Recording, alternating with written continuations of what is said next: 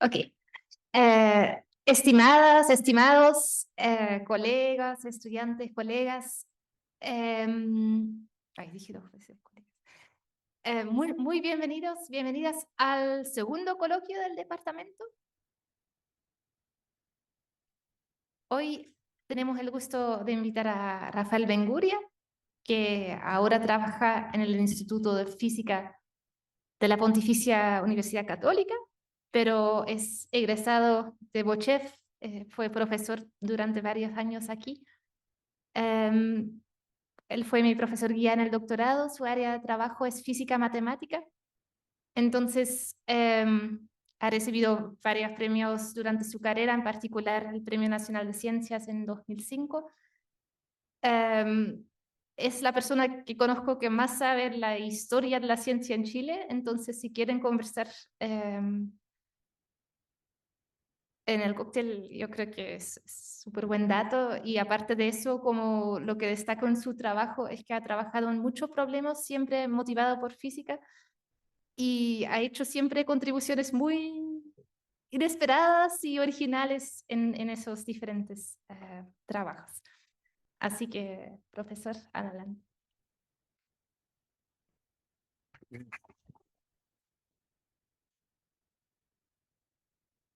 Muchas gracias, Jane.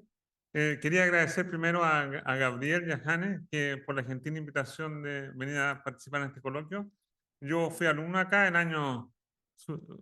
la prehistoria y también fui profe, etcétera, así que tengo súper buenos recuerdos. En esa época no había este edificio tan lindo, pero acá teníamos el pabellón de mecánica, pero igual es súper encachado estar acá. Bueno, lo que quería hablarles ahora es sobre un problema bastante general y súper antiguo, que es la desigualdad isoperimétrica. Y hay muchas aplicaciones, voy a mencionar solo unas pocas aplicaciones a problemas que vienen de física. Entonces, ya les voy a contar por qué pasó todo esto. Entonces, en geometría, una de las desigualdades más antiguas en la historia de la humanidad es la desigualdad isoperimétrica, que dice que de todas las curvas, si uno tiene curvas planas de perímetro finito, de perímetro L, en la forma de la curva que encierra la mayor área es el círculo. Y entonces uno tiene la desigualdad isoperimétrica, que es la primera ecuación que está puesta ahí, a menor o igual que L cuadrado partido por 4pi. En A es el área y L es el perímetro de la curva. Y uno tiene igualdad solo si la curva es un círculo. Y en ese caso, el L es 2πr, el A es πr cuadrado y usted en QR es el radio del círculo. Así que esa es la desigualdad más antigua. Y aparece en la Eneida. La Eneida es un libro que fue escrito por Virgilio en el siglo I antes de Cristo. Y es un libro épico sobre la fundación de Roma, esencialmente, y la fundación de Cartago, que eran enemigos entre los dos, pero no importa. Y en parte de la Eneida hay una descripción clarísima, ya les voy a mostrar el monito, en que la reina Dido, que venía escapando de Fenicia, es como los cuentos de los fenicios, pero venía escapando de Fenicia y no aterrizó, vino en barco y acampó en la costa africana, en el norte de África. Y un rey local le ofreció, se apiadó de ella y le dijo: te voy a dar tanta tierra como puedas pueda inscribir en un círculo, perdón, no en un círculo, en una curva dada, que pueda encerrar con la piel de un toro. Ya les voy a mostrar el monito. Entonces, ella ingeniosamente cortó la piel del toro en tirita, hizo una cuerda larga, y entonces ella dijo: yo sé el problema isopermétrico, dijo, entonces la mayor tierra que yo puedo abarcar con esta cuerda es la de un círculo. En verdad es un semicírculo porque está a la orilla del mar. Entonces es un semicírculo. Y eso está escrito con lujo de detalle en Eneida, y esa es la fundación, es mítico todo esto, pero es la fundación de Cartago. Y desde entonces se conoce como un problema central en matemáticas. Y yendo ya a matemáticas propiamente tal, el primer cálculo, el primer resultado de este tipo es el resultado de los elementos de Euclides. Los elementos de Euclides son del siglo III a.C., en que Euclides demuestra que si uno tiene el rectángulo, de todos los rectángulos de igual perímetro, el que encierra una área mayor es el cuadrado. Y eso es súper fácil, o sea, uno lo puede hacer con álgebra de colegio. Y si los lados del rectángulo son A y B, esa desigualdad es precisamente dada por la segunda ecuación acá, el raíz de A por B es menor o igual que A más B medio. Y ustedes pueden reconocer que hay un pequeño touch acá de álgebra. Eso nos dice, entre otras cosas, que el promedio geométrico, raíz de AB, es menor o igual que el promedio aritmético, que es algo que aprendimos siempre. Entonces, el hecho de que de todos los rectángulos de igual perímetro, el cuadrado encierra la mayor área, tiene su consecuencia en el hecho de que el promedio geométrico es menor o igual que el promedio aritmético. Ya, y hay un montón hay kilos de trabajo sobre la desigualdad isométrica clásica, sobre correcciones, hay libros enteros, hay una tremenda literatura, ha sido el tema de varios congresos internacionales de matemáticas, etcétera, y algunas de las referencias más básicas son las que he puesto ahí en la pizarra. Ya, pero ¿cómo me interesó todo este problema a mí? Yo estaba estudiando ingeniería eléctrica, estudié ingeniería eléctrica acá en la escuela, allá en Tupper, y algunos amigos me convencieron de que tomara algunos cursos de física. ¿Ya? Entonces me hicieron así, ¿ya? Ven a tomar unos cursos de física. Y el primer curso de física propiamente tal, después de plan común que tomé, se llamaba Mecánica Clásica 2. Y en Mecánica Clásica 2, que esencialmente es mecánica lagrangiana, mecánica hamiltoniana. Pero antes de introducirnos en Lagrange y en Hamilton y todo eso, nos hacían un pequeño curso, mini curso, no, sin mucho rigor matemático, pero súper interesante, sobre cálculo variacional. Entonces, todos ustedes han estudiado cálculo variacional. Y los primeros problemas que a uno le hacían resolver era, ¿cuál es la forma de una cadena que está colgando dos puntos? Y entonces uno resolvía y encontraba el coseno hiperbólico, la catenaria. Ya, primer problema. Segundo, ¿cuál es la curva de más rápido descenso por la gravedad? La Bragg-Stockholm, y teníamos que resolver eso. Y hacíamos un montón de esos problemas encachados, hacíamos la ecuación de Euler-Lagrange, hacíamos todo ese tipo de cosas. Y de repente caímos en el problema isoperimétrico clásico, o sea, demostrar, así, ingenuamente, por lo menos que satisfacía las ecuaciones de Euler-Lagrange, que de todas las curvas de igual perímetro, el círculo es el que encierra mayor área. Y eso, en esa época no creo que me hayan encerrado que es el problema de Leneida, ni Dido, ni nada, pero el problema es tan encachado, es súper fácil de enunciar, digamos, y qué sé yo, que me quedó grabado en la cabeza. Hasta que conocí a un matemático de Túnez, que era alumno de un compañero mío de doctorado, que es Mark Ashmore, y cuando lo conocí le dije yo, no sería posible, así un poco pidiendo, rogando, no sería posible hacer una conferencia sobre desigualdad isoprimétrica en Túnez, cerca de Cartago. Y eso al final se materializó. Hicimos la conferencia en Túnez, en Cartago mismo, a pocos metros de las ruinas de Cartago, en el año 2010. Y ese es el póster de la conferencia, y ahí se puede ver una descripción de lo que pasó, de lo que está escrito en la Eneida. O sea, ahí está la reina Dido, al lado derecho mío, al lado izquierdo de ustedes, y estaba dando órdenes para cortar la piel de un toro en en pequeños hilitos, para después encerrar la curva máxima, y ella la curva que encerró es un semicírculo. Así que eso fue súper encachado, fue de 40, justo 40 años después de que yo tomé el curso de mecánica clásica 2. Ya, fantástico. Eso es la pequeña introducción. ¿Por qué trabajé en este tipo de cosas? No sé si esa es la razón por la cual trabajé en esto, pero lo encuentro encachado. Entonces, cuando uno tiene, o sea, esto involucra cantidades geométricas, y cuando uno tiene desigualdad entre cantidades geométricas, lo primero que a uno le enseñan es que tiene que tener las mismas dimensiones. O sea, hay que comparar peras con peras, manzanas con manzanas. O sea, cuando me digo peras con peras, manzanas con manzanas, me refiero a cantidades que tienen las mismas dimensiones. Entonces ahí dibujé un dominio cualquiera, parece una muela, cuando después que lo pensé parece un diente, digamos.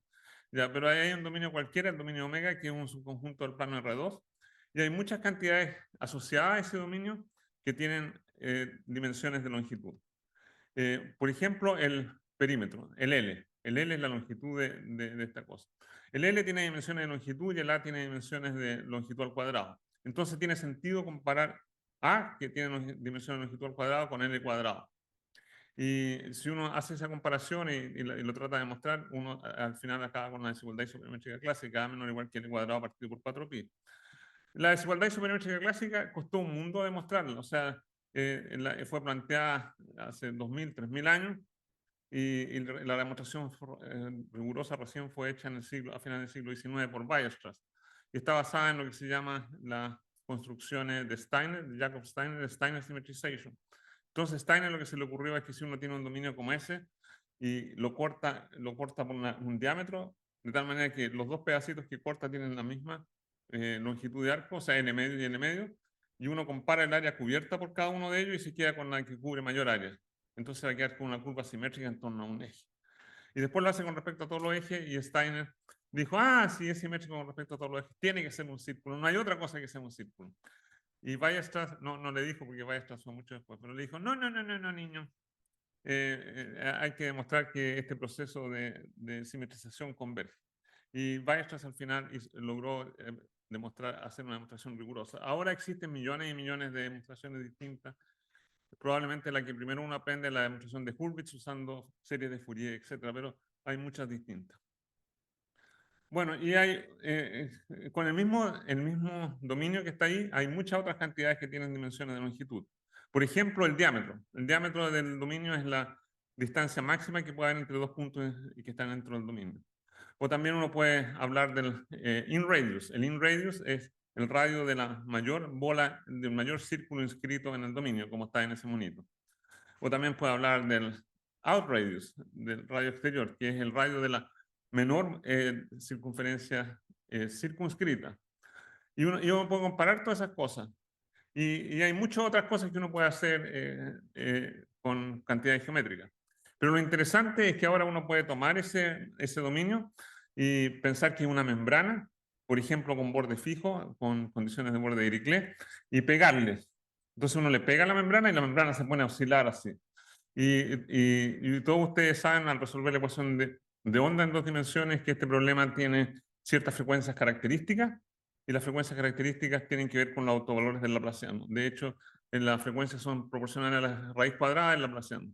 Entonces, existe una secuencia de valores propios, el positivo, lambda 1 menor que lambda 2, etcétera, de valores propios. Y si ustedes ven la ecuación, menos laplaciano u igual lambda u, se dan cuenta de que el lambda tiene dimensiones de 1 sobre longitud al cuadrado. El laplaciano es 1 sobre longitud al cuadrado, así que lambda tiene que tener dimensiones de 1 sobre longitud al cuadrado. Entonces uno puede comparar 1 partido por lambda con A, por ejemplo. O lambda lo puede comparar con R, 1 partido por lambda con R al cuadrado, con in radius al cuadrado, etcétera, lo que ustedes quieran.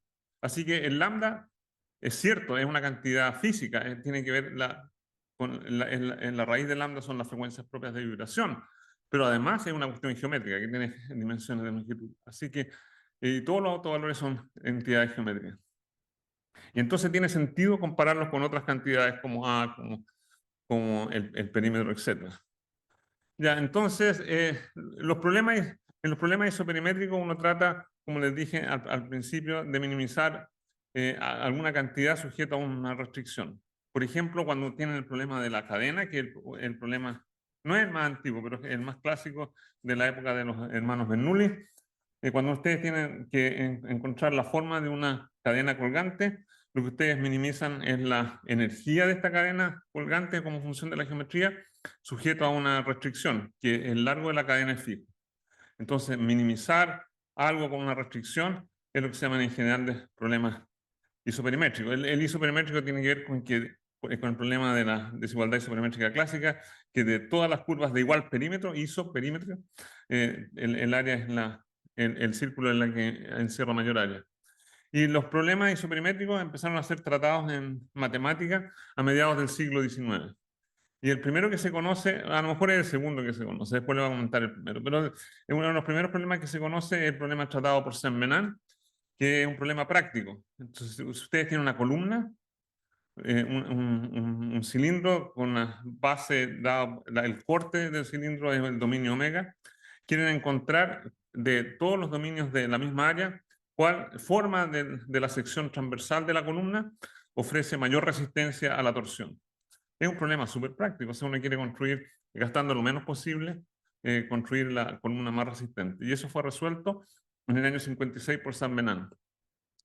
En el año 1877, Lord Rayleigh, que tiene toda una historia en física, que descubrió el argón y en química, en todo tipo de cosas, pero también tenía su lado matemático, y escribió un libro maravilloso que es La teoría del sonido.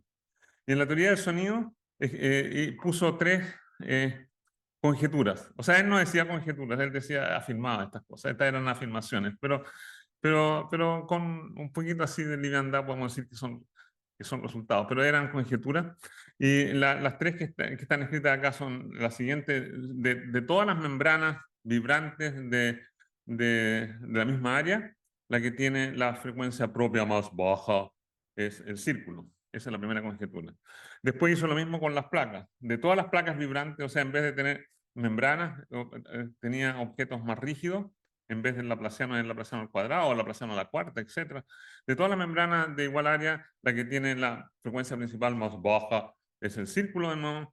Y una que es súper encachada es que de todas las placas conductoras de área fija, el círculo tiene la menor capacidad electrostática.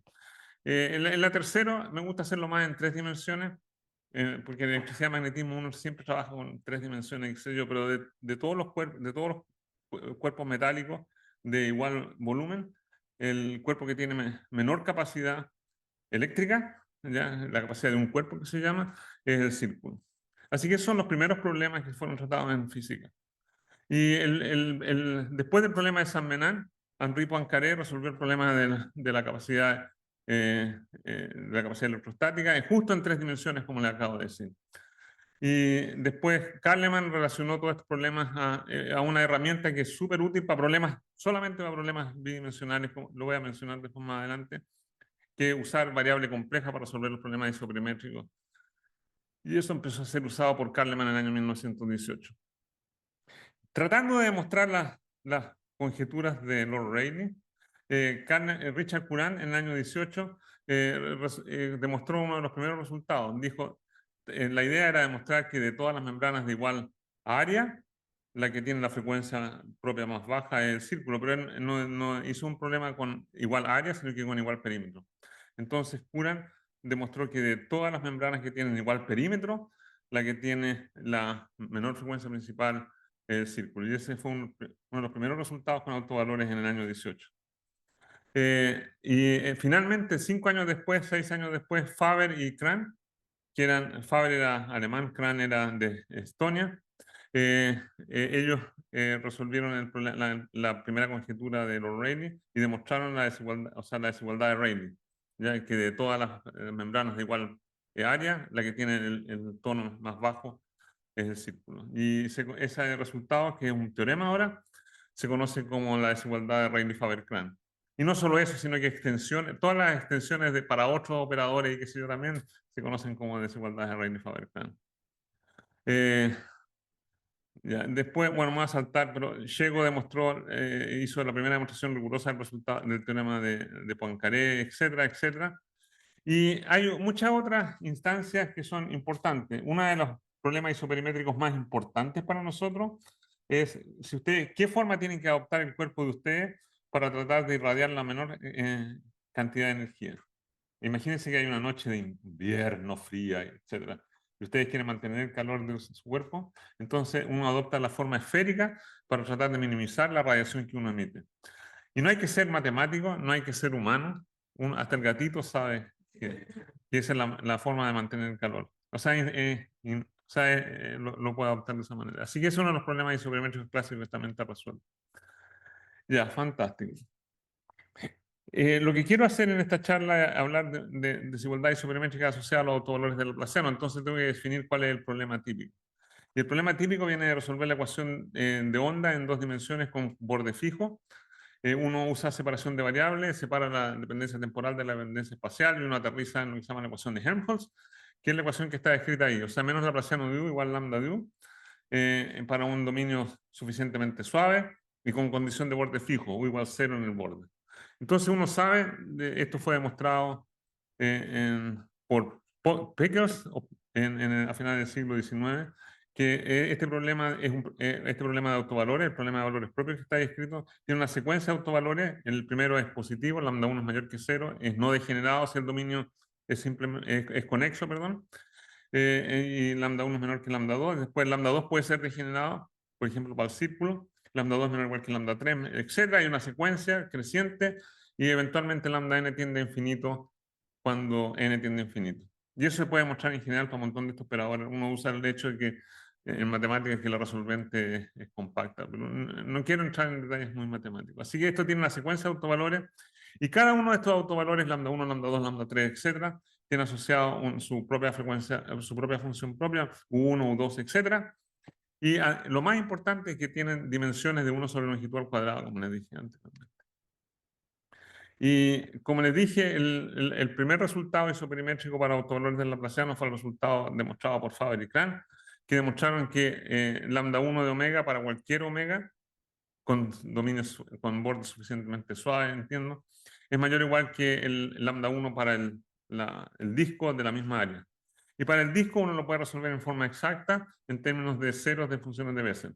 Así que el lambda 1 de la bola tiene dimensiones de 1 partido por longitud al cuadrado, 1 partido por el área, y arriba es una cosa cantante numérica, es pi por j01 al cuadrado. ¿Quién es j01 al cuadrado? Es el primer cero positivo de la función de Bessel de orden 0.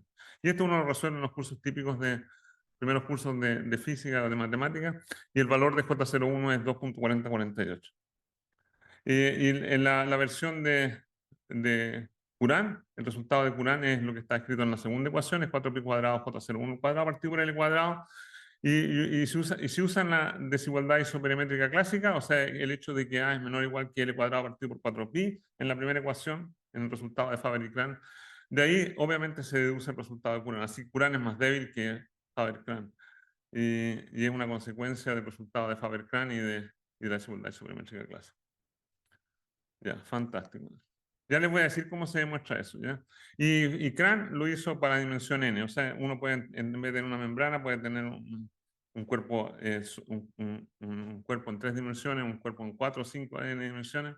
Lo más importante del caso de la membrana es n igual 2, pero no importa, en dimensión más grande se puede resolver en términos de los ceros de las funciones de Bessel de más alto orden, y no hay n medio menos 1, etc. Así que eso lo resolvió Cran. Y en todos estos casos la igualdad se obtiene cuando el dominio es un círculo.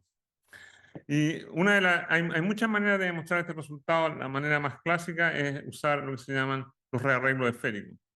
Entonces, un rearreglo esférico uno lo puede deducir a partir de escribir, si tiene una función u positiva, uno puede describir las curvas de nivel, como hacen en geofísica, en geología, cuando describen las curvas de nivel de un cerro, y esto parece un cerro, etc. Entonces, uno dice, ¿cuál es la curva? ¿Cuál es la curva que se describe cuando la altura es 8 metros, 9 metros, 10 metros, etcétera? Y obtiene curvas de nivel como las que están a la izquierda de ustedes.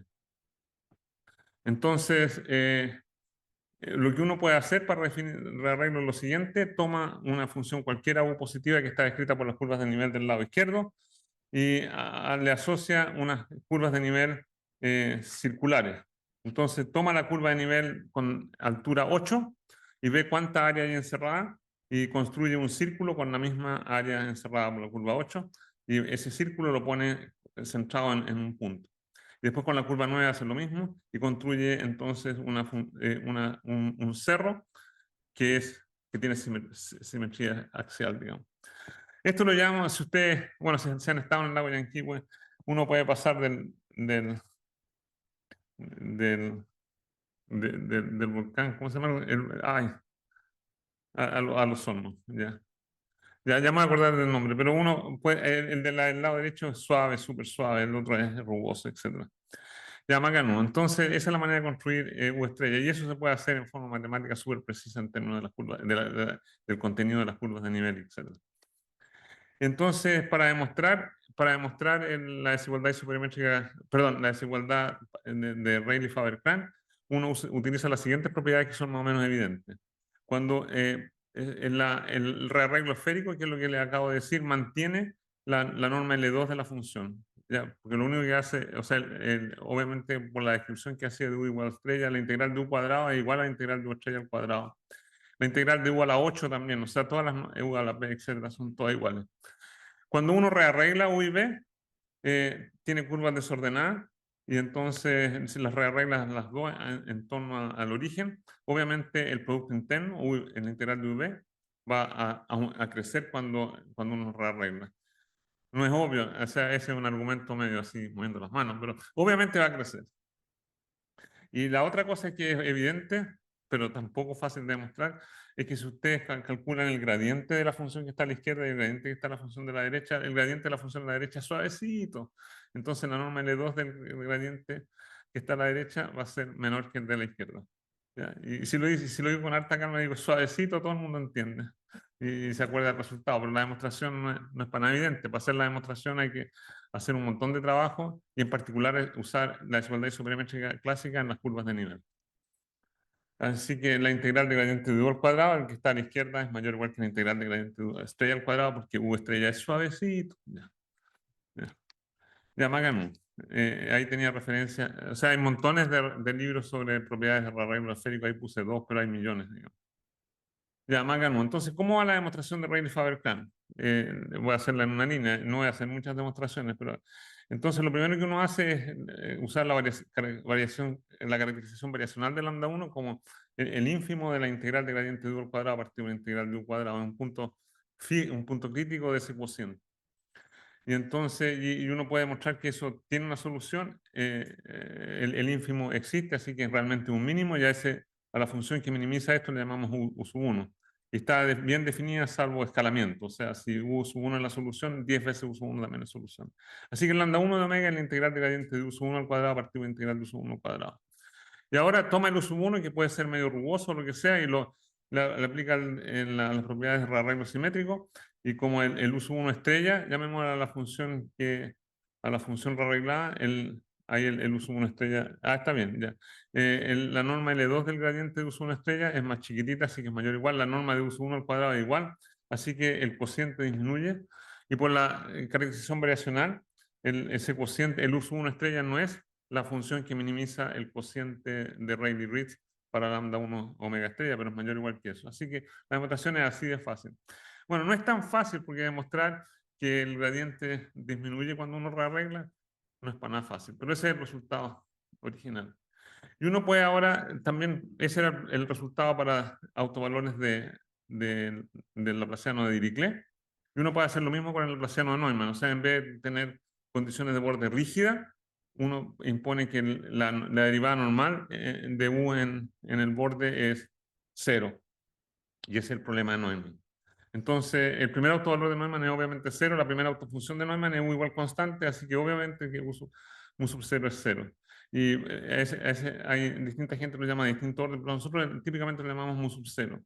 Y el primer autovalor no trivial es mu sub 1, que es estrictamente positivo y puede ser degenerado. Y en el año 1954, Gabor Szego, usando el método o sea, usando variable compleja, demostró que de todas las membranas de igual área, la que tiene el mu sub 1, el primer autovalor de Neumann no trivial, es el círculo. Y esto funciona al revés de Rayleigh-Faber-Cahn. En Rayleigh-Faber-Cahn el lambda 1 es mayor que el lambda 1 omega estrella. Aquí el mu sub 1 es menor, igual que el mu sub 1 omega estrella. ¿Ya? Alguna gente lo llama la desigualdad de Rayleigh-Faber-Cahn inversa, pero me cargué el nombre, yo la llamo Szego-Weinberg. Y uno puede calcularlo para el círculo. ¿Ya? Y Szego lo demostró usando variable compleja en 2 dimensiones, y Weinberger lo generalizó a n dimensiones usando un método alternativo.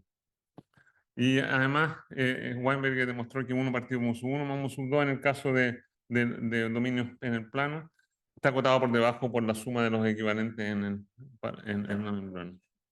Ya no voy a ir en la demostración de Szego-Weinberger, pero ahí están los pasos principales. Ya, fantástico. Ahora uno puede, obviamente puede hacer muchas extensiones. O sea, en vez de tomar membranas, o más que membranas, el problema del laplaciano en R en el espacio euclídeo, uno puede tomar lo mismo en espacio de curvatura constante. Entonces puede tomar problemas de este tipo sobre la esfera SN o en el espacio hiperbólico, o sea, el espacio de curvatura negativa constante en HN, etcétera, etcétera. Y todo este tipo de problemas todo este tipo de propiedades han sido demostradas también en SN y HN. Y incluso hay resultados en manifold riemannianos, etc. Después uno puede hacer montones de otras cosas, puede jugar, o sea, en vez de calcular solamente lambda 1, puede decir, ¿qué pasa si comparamos los lambda entre sí? Por ejemplo, la comparación más fácil es comparar el segundo autovalor con el primero, lambda 2 sobre lambda 1. Y en el año 55, Payne, Polya y Weinberger demostraron que para cualquier dominio en el plano, el cociente nunca podía exceder 3. Y la demostración es como de 2 líneas, usando la gravitación variacional de lambda 2 y usando el resultado, la primera autofunción lambda 1, es fácil de demostrar que es menor que 3. Y en dimensión n, 1 más 4 sobre n. ¿Ya? Y ellos, en ese paper que escribieron en 55, ellos conjeturaron que el lambda 1 sobre omega partido por lambda 2 partido por lambda 1 era siempre menor o igual que el cociente evaluado en la bola. Y lambda 2 sobre lambda 1 no depende, o sea, lambda 2 tiene dimensiones de 1 sobre la longitud al cuadrado, lambda 1 tiene dimensiones de 1 sobre la longitud al cuadrado, así que el cociente es adimensional, así que en realidad no depende del tamaño de omega. ¿Ya? Así que eso para cualquier dominio omega va a ser lo mismo. Y dijeron esto, basado, la conjetura fue basada en cálculos exactos que hacían, o sea, en dominios rectangulares, en dominios. Hay un montón de geometrías en el plano que se pueden resolver en forma exacta. Viendo todas estas geometrías, colección de geometrías distintas, demostraron que lambda 2, conjeturaron que lambda 2 partido por lambda 1 era menor o igual que el cociente para el disco. El cociente para el disco no es tan diferente de 3, o sea, el cociente para el disco es 2.539.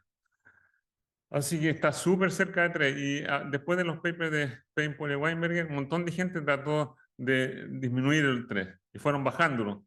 3, 2, ya no me acuerdo. Antes me sabía toda la secuencia de todos los papers y me sabía los números, cómo fue decayendo monotónicamente.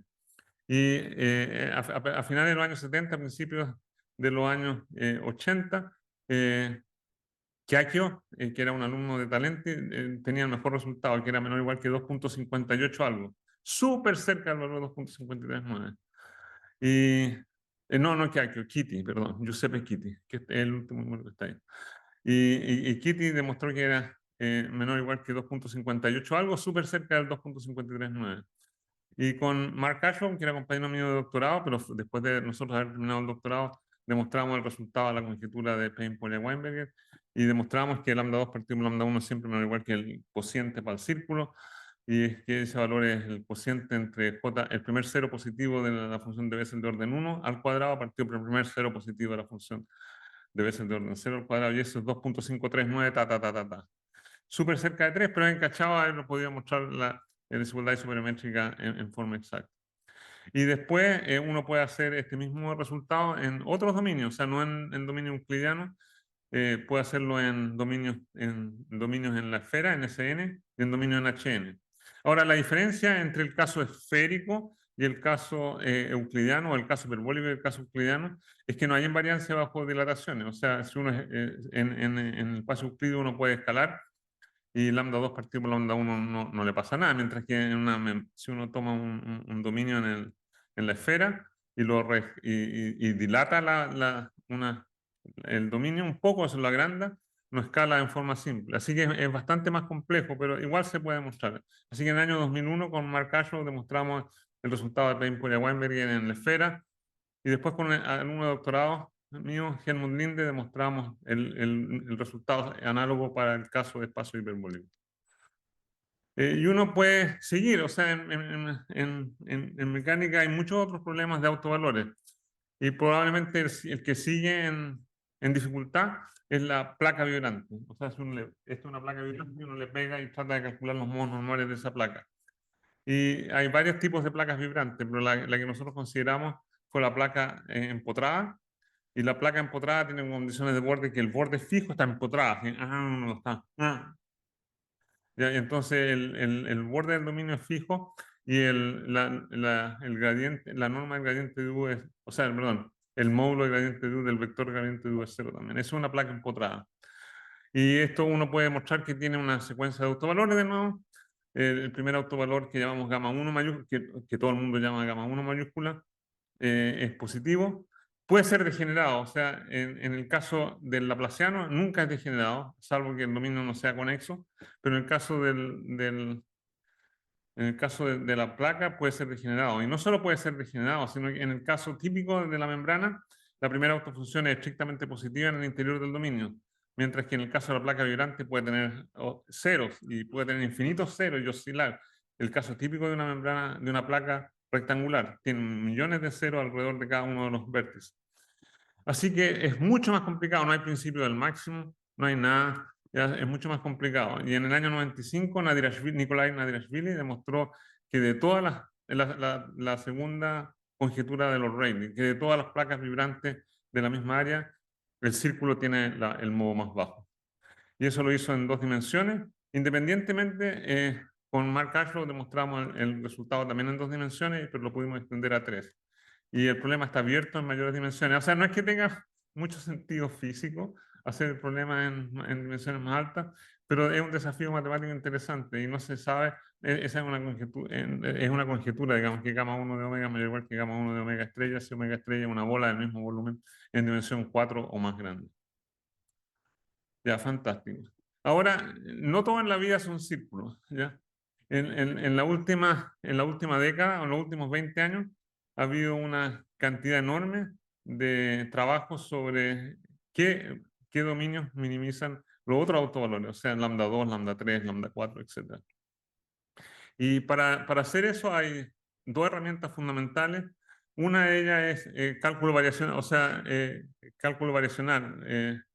Y lo que mucha gente ha hecho en los últimos 10 años sobre todo, es demostrar que cuando uno trata de minimizar esto en algún espacio funcional, el mínimo existe. O sea, por lo menos demostrar la existencia del mínimo. No sabemos cuál es la cosa que va a minimizar, etcétera, pero sabemos que el mínimo existe. Y eso se sabe para un montón de problemas de autovalores. Y la segunda pregunta es, ¿cuál es la forma del dominio? Entonces nosotros sabemos que para los dominios, para los autovalores del laplaciano, el lambda 1 es minimizado por una bola. Se sabe también que el lambda 2 es minimizado por 2 bolas idénticas que se pegan. Y ahí ese dominio no es convexo, pero si uno quisiera restringirse a dominios convexos, el que minimiza lambda 2 es parecido a un estadio. ¿Ya? No es exactamente un estadio, pero eso es lo que parece. Después, lambda 3 parece, nadie lo ha demostrado, lambda 3 es minimizado por un círculo, lambda 4 es minimizado por 2 círculos de nuevo, y el primero, así más interesante, es lambda 5, que es el que está en el extremo de la derecha de ustedes. Y esos son hechos por cálculo numérico. O sea, hay un montón de gente cada vez más sofisticada que hace cálculos numéricos para encontrar esta forma. Usando el hecho de que el mínimo existe, usando las ecuaciones de Euler-Lagrange parecidas, han demostrado ese tipo de cosas. Y aquí hay traté de encontrar los monitos mejores, pero este es el que encontré primero. Este es un paper de Amandine Berger del año 2015, y ahí están, en cada una de esas cajitas está el dominio numérico, o sea, en algunos casos es analítico, en el caso 1, 2 es analítico, pero en el caso 3, 4, 5, etcétera, son numéricos.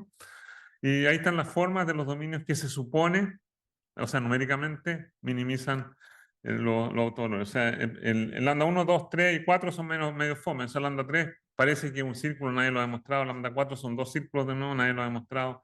Lambda 5 es el primero, interesante, parece una mariposa. Qué sé yo. El lambda 6 parece un triángulo.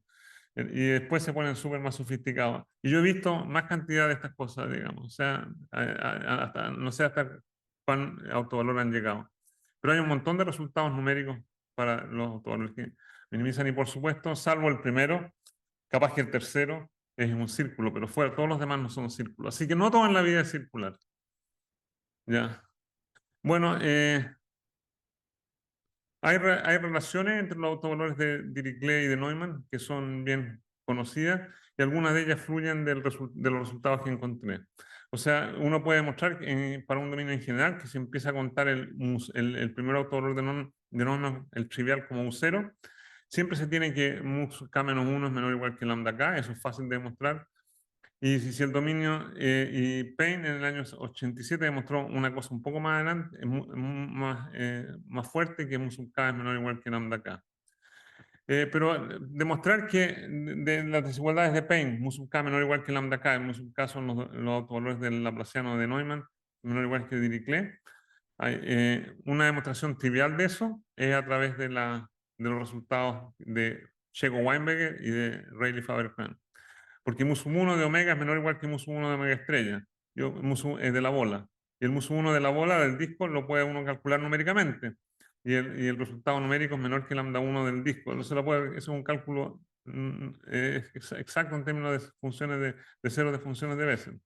pero lambda 1 de omega estrella es menor o igual que lambda 1, así que uno tiene mu sub 1 menor o igual que lambda 1. Así que esta es la demostración más tonta de que mu sub 1 es menor o igual que lambda 1. Ahora hay muchas demostraciones mucho más interesantes que esa, pero les quería mencionar eso. Ya hay un montón de problemas abiertos, ¿ya? Y he fregado de hablar de problemas abiertos porque uno se puede enloquecer un poco, digamos.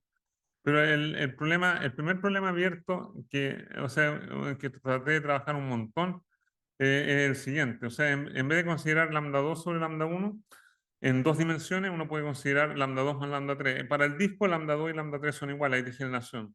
Entonces uno puede tratar de decir cuál es el mínimo cuál es el máximo de lambda 2 más lambda 3 dividido por lambda 1. Y basado en un montón de problemas exactamente solubles, eh, eh, Painpool y Weinberger dijeron que tenía que ser menor igual que lambda 2 más lambda 3 partido por lambda 1 de la bola. Y en más dimensiones, estamos en tres dimensiones, en vez de considerar lambda 2 más lambda 3, uno considera lambda 2 más lambda 3 más lambda 4, etc. Y ese problema, hay un montón de resultados cada vez mejores, pero el resultado exacto no está. Así que ese es un problema abierto importante. También, ¿cuál es el cociente entre lambda, el cociente que maximiza, perdón, el dominio que maximiza lambda 3 partido por lambda 1? Otro problema súper importante es lo que se llama, a lo mejor me haría saltar esto, el problema, la conjetura de Polya, que en dos dimensiones lambda k es mayor o igual que 4 pi k partido por a, que tiene que ver con el comportamiento asintótico de los autovalores, que se conoce como el comportamiento de Weyl de los autovalores, y demostrar que para cualquier dominio lambda k es mayor o igual que 4 pi k partido por a, y mu sub k menor o igual que 4 pi k partido por a. Eso está demostrado para dominios que se llaman tiling domains, o sea, dominios que si uno los usa, que pueden completar el plano tomando copias del mismo dominio y a lo mejor rotándolas y haciendo traslaciones, etc. Pero para dominios que pueden pavimentar el plano, eso es conocido, eso lo demostró Polya mismo. Este año, la razón que traje este tema a colación es que este año, por primera vez, hay un resultado para dominios que no pavimentan, que es el de un disco. O sea, para un disco que uno lo puede resolver exactamente. Acaba de ser demostrado esto por Michael Levitin, Joseph Polterovich y David Sher. Y Nikolai Filonov. Ya es un tremendo resultado. No está publicado todavía, pero está como previsto. Bueno, esto me lo voy a saltar porque quiero ir. Aquí hay un montón de referencias sobre el estado del arte en problemas isoperimétricos. En el año 2012, junto con Helmut Linde y Benjamin Levy, escribí un pequeño review artículo sobre todo lo que se conocía hasta el año 2012. Y del 2012 para adelante hay un montón de otras cosas. Ya, uno puede tratar no solo el laplaciano, sino que puede tratar dominios un poco más generales. Y uno de los problemas en que he trabajado más recientemente, y junto con Hane y otra gente, es considerar lo que se llama el operador de Dirac con condiciones de borde de masa infinita. Y el operador de Dirac, no voy a decir demasiado, tengo dos transparencias sobre esto nomás, pero el operador de Dirac es un operador matricial que está dado, matricial de 2×2, que está dado por esa expresión, 0 menos 2i idea de z menos 2i idea de z barra 0. Idea de z y idea de z barra son los operadores, son los operadores de Wirtinger que se llaman, ¿ya? O de Cauchy-Riemann.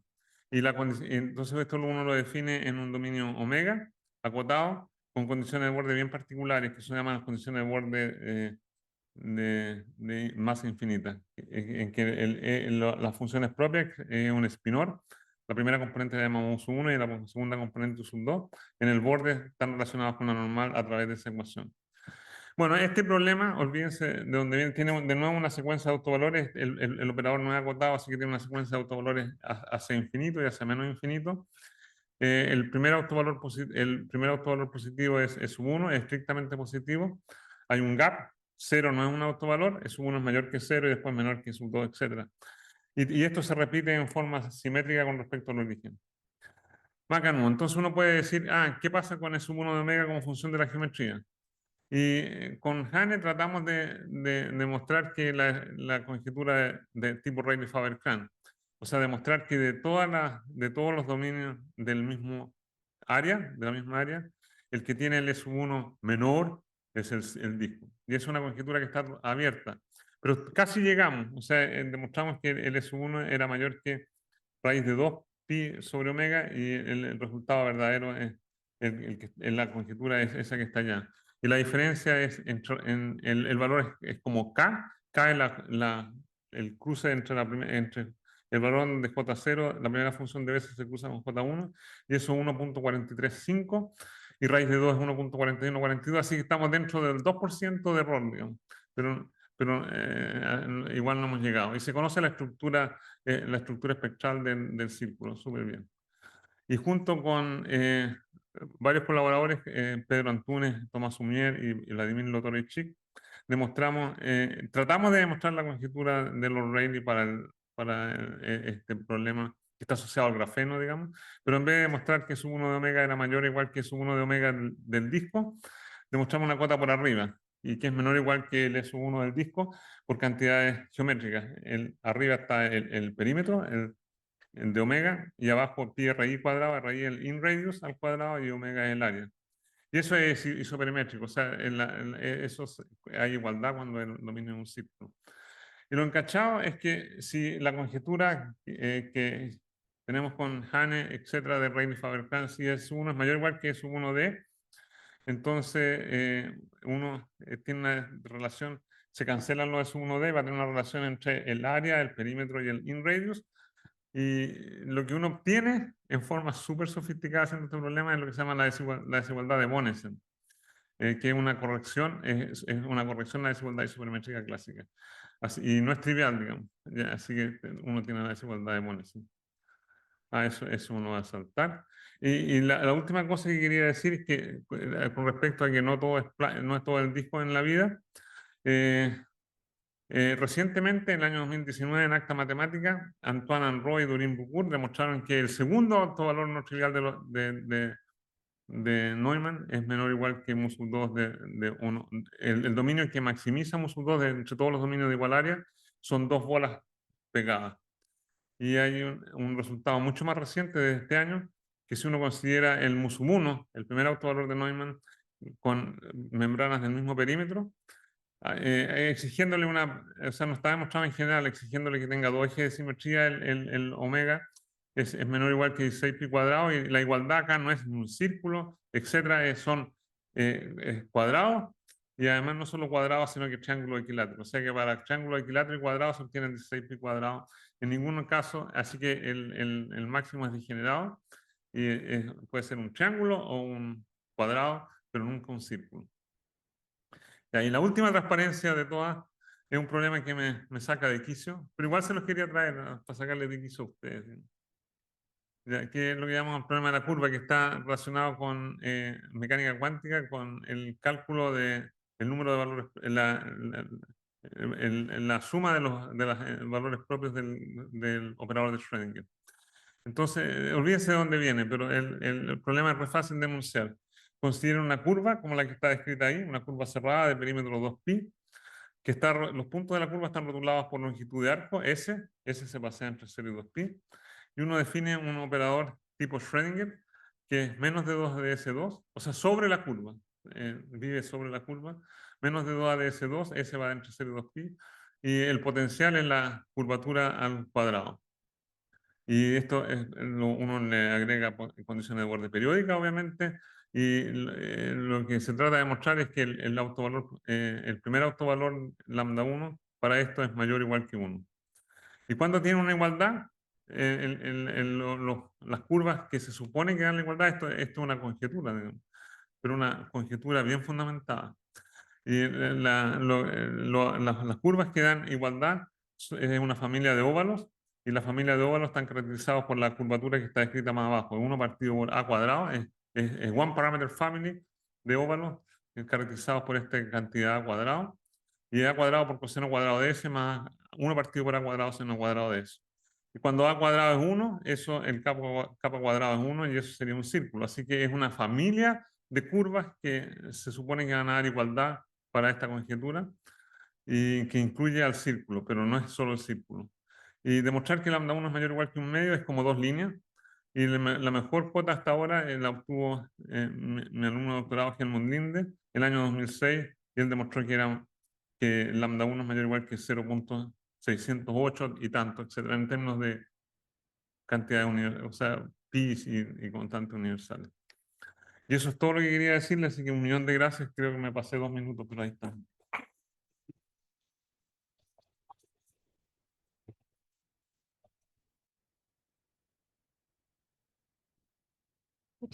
Muchas gracias. Abro para preguntas. Tiene que haber Comentarios. una pregunta por lo menos, porque si no me pongo a llorar. Joaquín.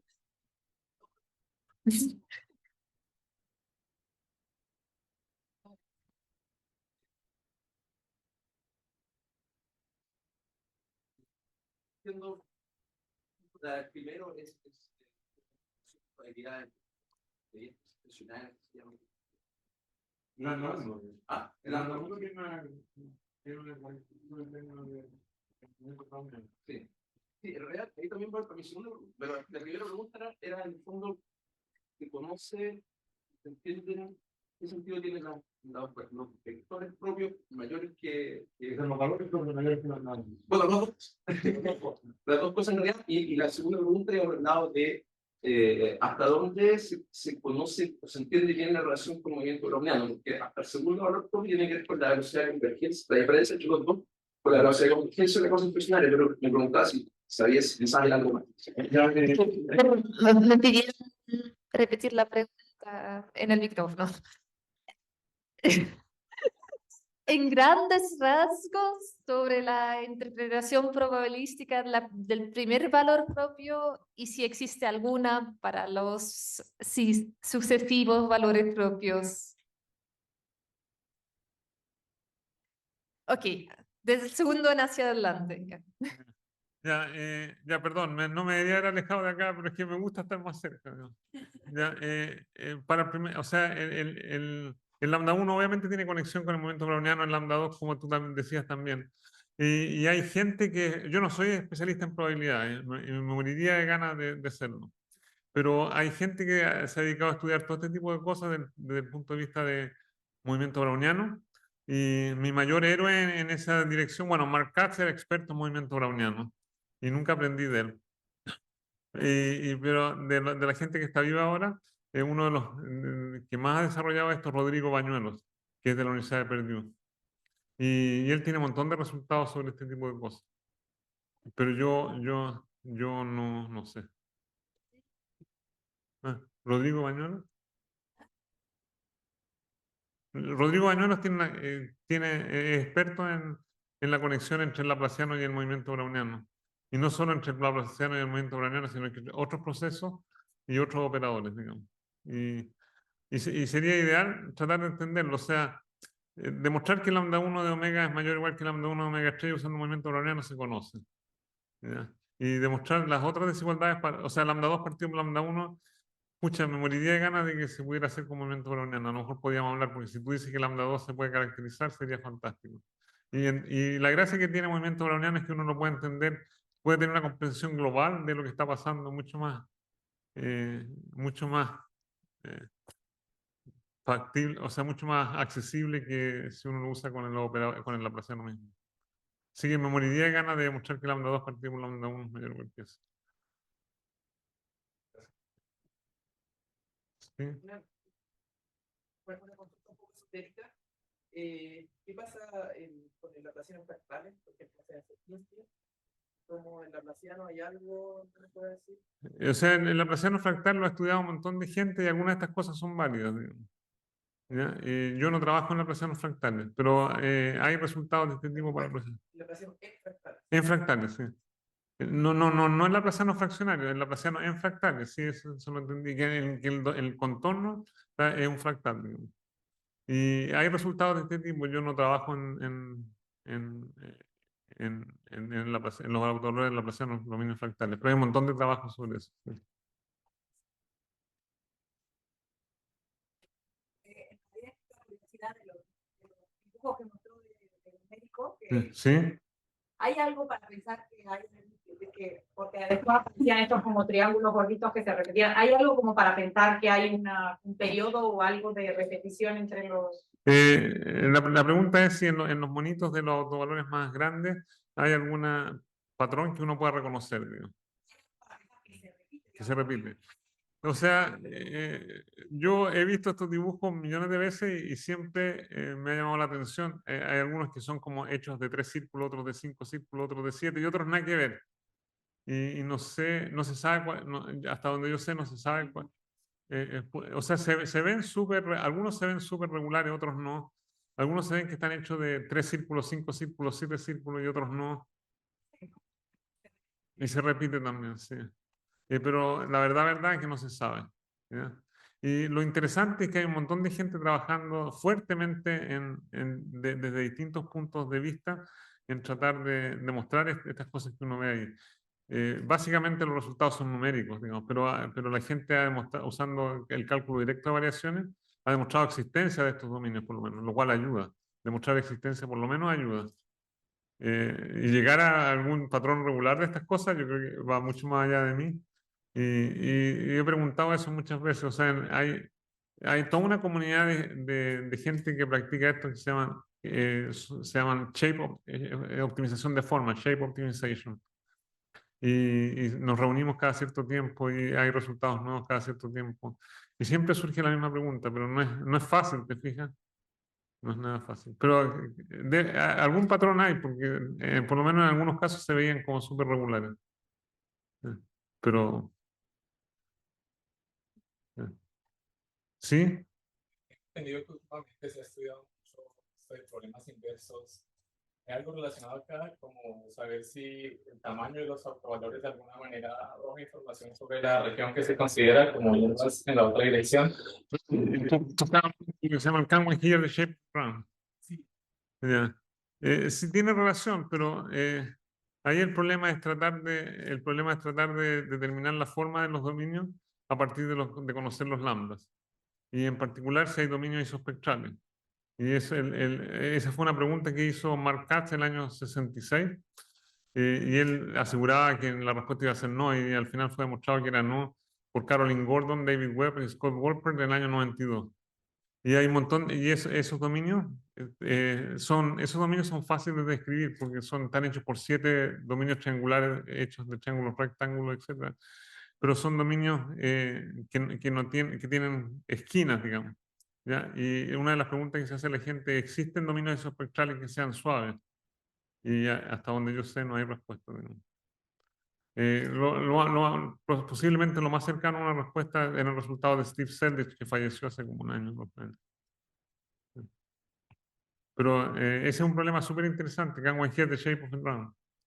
Pero una de las cosas es que no les puedo contar toda la historia pero yo fui postdoc de Mark Katz. Ya, pero cuando fui postdoc de Mark Katz no trabajaba en este tipo de cosas. Lo cual fue un error tremendo, te fijas. O sea, hubiera sido entretenido trabajar con él en este tipo de cosas, pero trabajamos en otras cosas distintas. Y solo me interesé a finales de los años 80. Y Mark Katz ya había fallecido. Así que lo siento. No sé si hay más preguntas. ¿Sí? Hay un valor larga, por ejemplo, lambda 8 ¿Sí? dividido por lambda 1. ¿Sí? Hay conjeturas y ¿qué lado es más intuitivo? Por ejemplo, tener una cota de abajo o de arriba por el disco. Ya. Eso es una pregunta súper interesante. Para todos estos dominios hay cotas por arriba y por abajo. Si te fijas, la más explícita que puse acá fue el último resultado, que es del año 2020-21, sobre el grafeno, digamos. Y ahí hay cotas por abajo y cotas por arriba. Y la cota por arriba es superimétrica, la cota por abajo esperamos que fuera superimétrica. Pero para dominios en el plano, así como lambda 1 de omega es mayor o igual que lambda 1 de omega estrella, hay cotas por arriba que fueron que se obtuvieron en los años 60, digamos. No son isoperimétricas, no son exactas, pero para todas estas cosas hay cotas por arriba y por abajo. ¿Ya? Y te fijas que cuando uno impone condiciones de borde de Dirichlet, no cualquier secuencia de números puede corresponder a un espectro de un laplaciano de Dirichlet, mientras que para Neumann sí, cualquier secuencia de números puede ser asociada con un espectro de Neumann para algún dominio. Y es una característica súper encachada de los dominios de Dirichlet, o sea, del problema de Dirichlet. Así que hay desigualdades por arriba y por abajo, y la intuición, no sé cuál es la intuición, no sé, pues, si quieres minimizar lambda 8 partido por lambda 1, no tengo una intuición clara, ¿no? Pero a lo mejor debería haber. ¿Sí? Sí, una pregunta similar a Bello, aquí que podría hacer. Porque, claro, si tengo algo que no tiene curvatura constante, por ejemplo, tiene un sentido hacer la pregunta. Pero en una superficie hiperbólica, por ejemplo, en un grafo, por ejemplo, con el demasiado discreto, para todas esas cosas hay ser estudiado. Sí, bueno, en el caso continuo, para el dominio en omega n y hn, se saben todo este tipo de resultados. Por ejemplo, para lambda 2, para lambda 1, para lambda 2, para mu2, mu1, para lambda 2 sobre lambda 1. Los mismos resultados para que para espacio euclidiano se conocen en el caso de espacio hiperbólico y dominio NFN. Para grafos también hay un montón de resultados. ¿Ya? Hay un montón de resultados sobre este tipo de desigualdades para grafos. Y yo no trabajo en grafos, pero no te puedo decir exactamente, pero te podría dar referencias después. Pero hay resultados.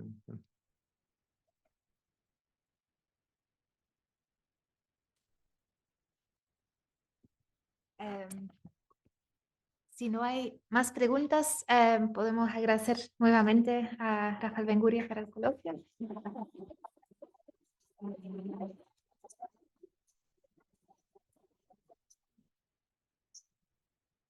Y dejarles muy invitados para el último martes de junio, que es el 27, sí, donde tendremos a Rodolfo para el siguiente coloquio. Entonces tomamos una pausa de los EDPs.